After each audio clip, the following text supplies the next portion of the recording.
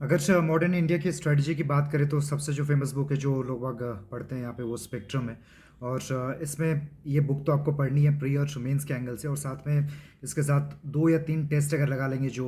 Sectional test होता है modern India का, तो that will be more than enough. और अभी तक होपफुली आप लगा भी चुके होंगे। अब तो फुल एंड टेस्ट देने की भी टाइम आ चुका है क्योंकि अब 2 महीने ही बच रहे हैं। और उसके अलावा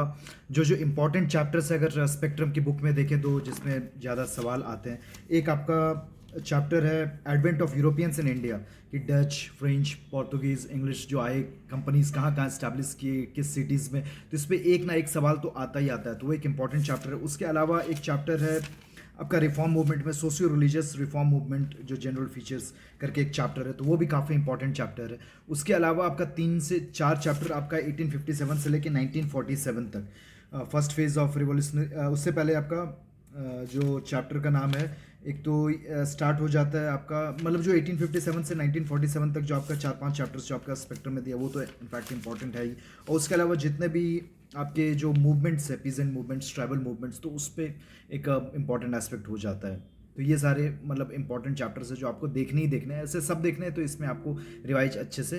कर लेना है। उसके अलावा जो सबसे अच्छा तरीका होता है रिवीजन का कि आप समरी देख लें, तो आपका स्पेक्ट्रम में क्या है कि एंड में, हर चैप्टर के एंड में समरी है, और इनफैक्ट पूरे बुक के एंड में 6-7 टेबल्स दिए हुए हैं, तो वो रिवाइज करना काफ़ी इंपॉर्टेंट है। तो उससे कम टाइम में आप रिवाइज भी कर लेंगे, और प्रीलिम्स से रिलेटेड इंपॉर्टेंट स्टफ भी वहाँ पे दिया हुआ है, और कुछ कुछ इंपॉर्टेंट चैप्टर्स में आपके टेबल्स भी बनाए हुए हैं इन बिटवीन द चैप्टर्स, जैसे एक्सट्रीमिस्ट और मॉडरेट्स के बीच में क्या डिफरेंस है, तो वो आपका टेबल्स भी आप रिवाइज कर लेंगे, तो वो भी एक अच्छे तरीके से आप रिवाइज कर सकते हैं। और उसके अलावा जो सबसे इंपॉर्टेंट एस्पेक्ट होता है कि आप जब प्री और मेंस की आप तैयारी कर रहे हैं, मेंस के एंगल से भी जो 4 चैप्टर के एंड में स्पेक्ट्रम में जो समरी बनाई हुई है मेंस के एंगल से भी इंपॉर्टेंट है। और अभी जो आप प्रीलिम्स के एंगल से पढ़ रहे हैं, आप मेंस के एंगल से भी अगर मॉडर्न इंडिया देख लें, तो आपका जो प्रीलिम्स के बाद है वो टाइम बच जाएगा।